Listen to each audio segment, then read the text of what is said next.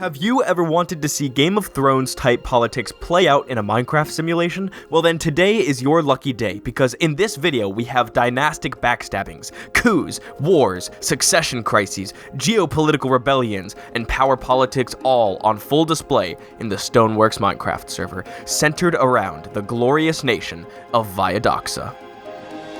We're going to look at their full political history from the start of the server in September 2020 to March of 2022, using some historical footage, maps, and mostly a chart that is reminiscent of the amazing YouTuber Useful Charts. A timeline for 2 years? Whoa! The actual Matt Baker from the actual Useful Charts? Yeah, what do you think about my 2-year timeline here? Those are rookie numbers.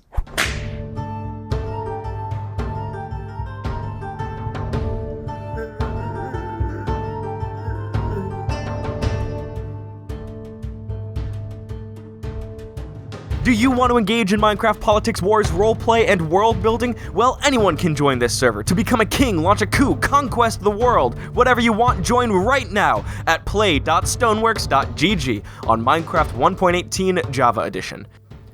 So let's start at the very beginning of this Minecraft server. This video is actually going to be an abridged version of the real history of Viadoxan. You can see that each main political leader of the dynasty has these little tick marks underneath that explain each big event in their reign. But today I'm only going to go over the real important ones, the ones that tell the linear story of the Archons of Viadoxan. So obviously I'm leaving a lot of stuff out. So I'll have a full live stream out soon that explains the whole thing in painful detail. And if you're watching this video on its release day, it'll be tomorrow night and possibly into the next morning. Do you think I'm exaggerating how big this is? If I put this history document in a college essay format, it's over 40 pages long. Hardcore history, baby!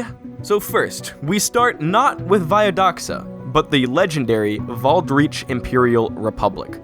Amelia II von Valdreach, aka Player Viomelia, established this state, sharing power with President Noodles. In the very early days of the server, it was the first empire to curate a large population of players with multiple small cities. This was because the VIR attracted a lot of LGBT players, and so they created an awesome, tight-knit community. This population power allowed the VIR to colonize and take protectorates of multiple smaller states around the world of Rathnir, as well as project their territory onto the entire continent. But eventually, the people became dissatisfied with Amelia's reign, and player Cara Mera plotted a coup with a secretive cult called the Abyss Mystics. Amelia II discovered this coup, disbanded the town claim protections of the capital city of Eisenfjord, and escaped with the treasury of VIR. President Noodles abdicated when God Empress Cara Mera took the throne. God Empress Cara Mera was a heavily religious player. After the bloodless coup, she promoted the worship of her family god within the Valdreach pantheon, and significantly cut religious freedoms by mandating all religions be approved by her imperial temple. She also held a constitutional committee with her backers from the coup and set up a new order, but soon after she abdicated, and the changes never really went into a long-term effect. The secret religious organization, the Order of the Abyss Mystics, was not happy about this abdication though, because they had grown great in power by backing her and influencing this more theocratic state. So the leader, Asur-dir-apal, launched a coup on the streets of Eisenfjord, but they were swiftly slain in a 20-minute battle. President Noodles then took back the throne as Princess Regnant. She wanted to give it back to Amelia, but the population did not approve of this. Either way though, she got the VIR back on its original track, but it was clear that the state was already in decline. Players had stopped showing up, and many moved out to other, more active countries. With this decline in activity for about a month, it eventually reached a breaking point, when another empire to the north backed Sir Mr. Panda in seceding the capital city of Eisenfjord from the VIR as a new, independent state. The VIR largely collapsed around this event, although there were still a few players in the northern towns who wanted to keep its legacy going, particularly in the town of Viadoxan. Fun fact though, Eisenfjord would never reunite with VIR or its successors, although it would be conquered by one illegitimate successor state. Again though, if you want more info, you'll have to tune in to my longer version. So now, with the VIR basically collapsed, Empress Noodles went missing, and her wife, the Empress of Yimu Audal, Dalatra, stepped in to try to preserve against encroaching enemy influences. She claimed the land as her private property and assigned her VIR agent, Tide Glitter, to be its new leader. For a while, this worked, as Tide Glitter oversaw the few remaining players and villages, but eventually it went inactive, and it kinda became a ghost town. In this time, Delatra renamed her state to New Dolia after her wife, which the mapmaker Athas thought was dumb, so he changed the name to that of the new capital, Viadoxa, and so the VIR's collapse transformed it into the turbulent and storied state that we know and love today.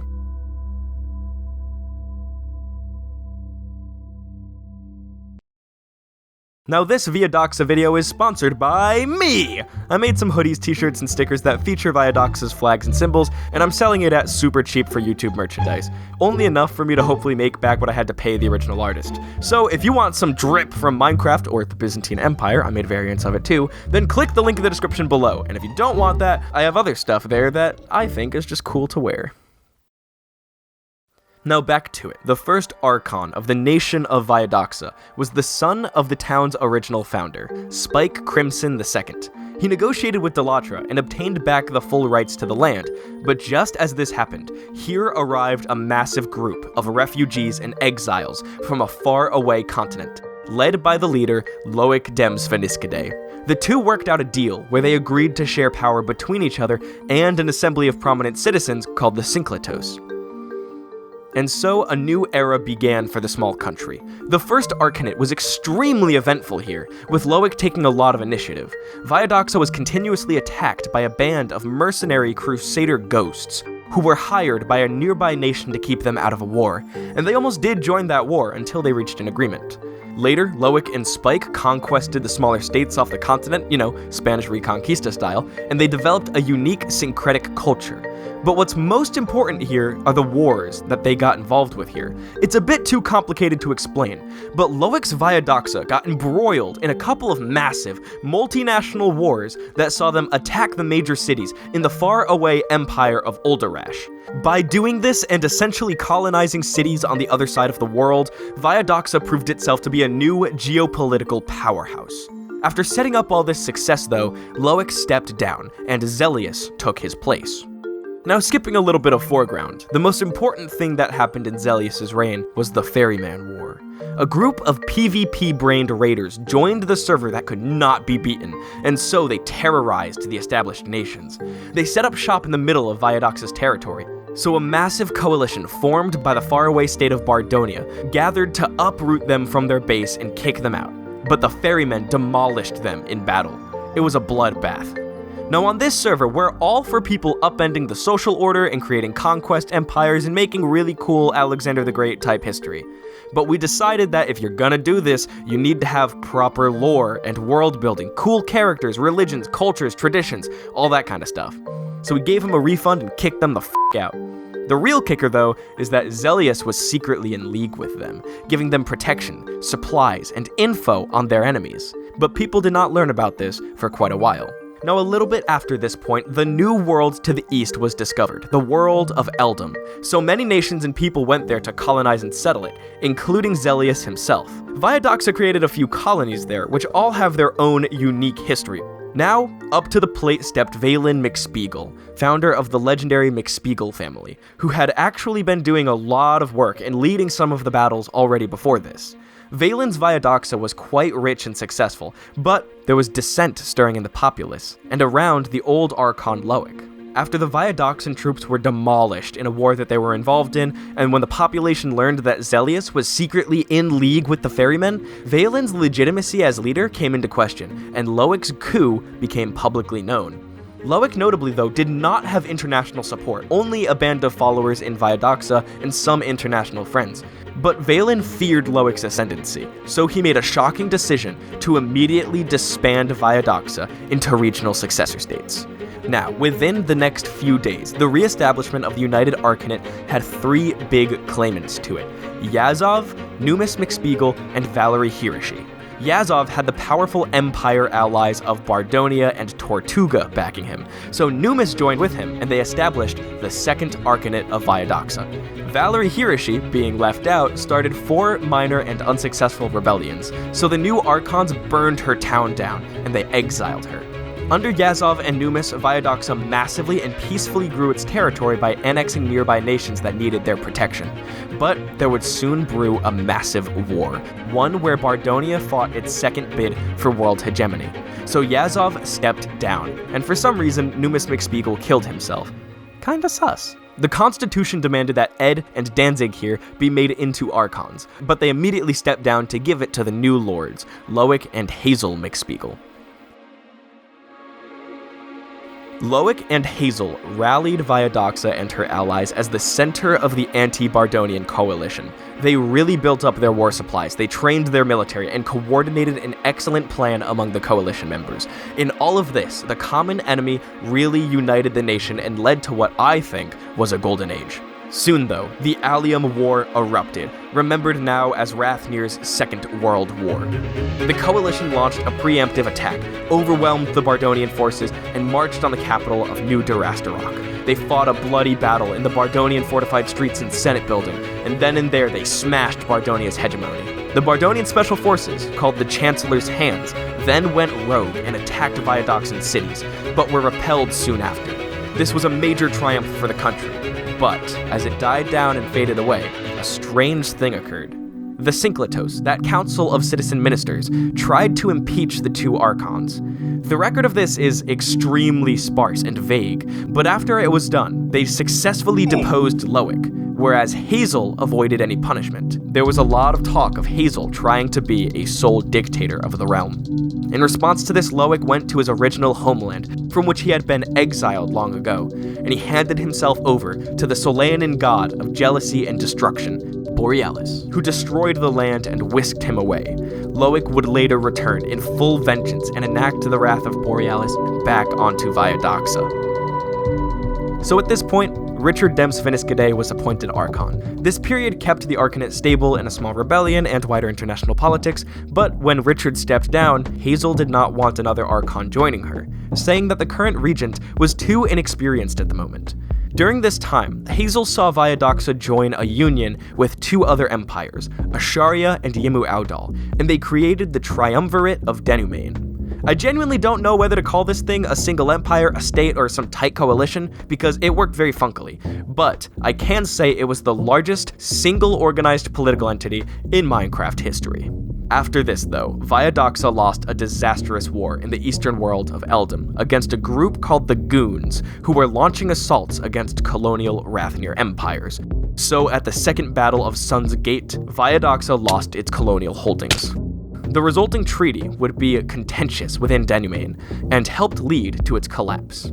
Now I must say, around this time, Hazel reinstated the diarchy with Archon Yazov appointed, but there would soon be a border incident that sparked one of the core Viadoxan regions to win a little civil war against the country, and they would declare independence.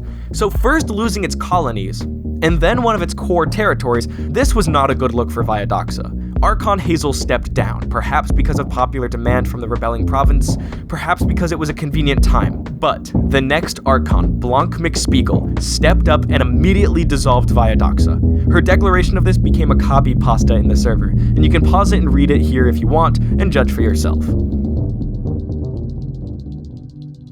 In the carved-up Viadoxa, Yazov maintained the largest and most populated piece, the one that held the core Viadoxan territory in the north. So, as Chancellor, he consolidated his control here and established the state of Saratovia. Saratovia proved to be a pretty goddamn stable and well-handled affair, so even if Yazov was a complete dictator of it, I gotta give him official Stony Chad props for forging a quiet kingdom here. Well done, bro. But after Yazov stepped down, all of this tranquility was thrown into the air, seriously. He appointed Hazel as the new Chancellor, who then restored Viadoxa as the Third Archonate. But at this point, Loic came back, now called Uniter, and even before Hazel announced her return, he claimed the Archonate for himself. What followed was a long and protracted civil war. At first, though, it was mostly political maneuvering and gaining allies. Both Loic and Hazel had large international support, and this single civil war would become the focus of world politics for quite a while. Loic's army eventually gathered and marched on the capital of Viadoxa City. After two massive battles there, Loic's forces captured the city, but Loic had been whisked away and was nowhere to be found. Eventually, half the city of Viadoxa was unclaimed and unprotected, so Loic's army reclaimed it on their own, and they called it Squatter Doxa, with a wall and gate separating the two city sections called Checkpoint Charlie. The Viadoxan Civil War was ended soon thereafter, lasting roughly a month and a half. Hazel stepped down as Archon as Loic had demanded, and transferred her power to Augustine Salve, who negotiated a peace treaty. At the moment of this writing and research in March 2022, Viadoxa is led by Archon Chuchi, one of Loic's main allies, and the general who led the Second Battle of Viadoxa, the regent Hero Dems Finiscidae. With victory in Viadoxa, Chuchi was able to absorb a few surrounding countries who had pledged their support. It's not too often in world history that a country gets torn apart by civil war, and then peacefully annexes its huge neighbors, but hey, that's what makes Minecraft history so interesting.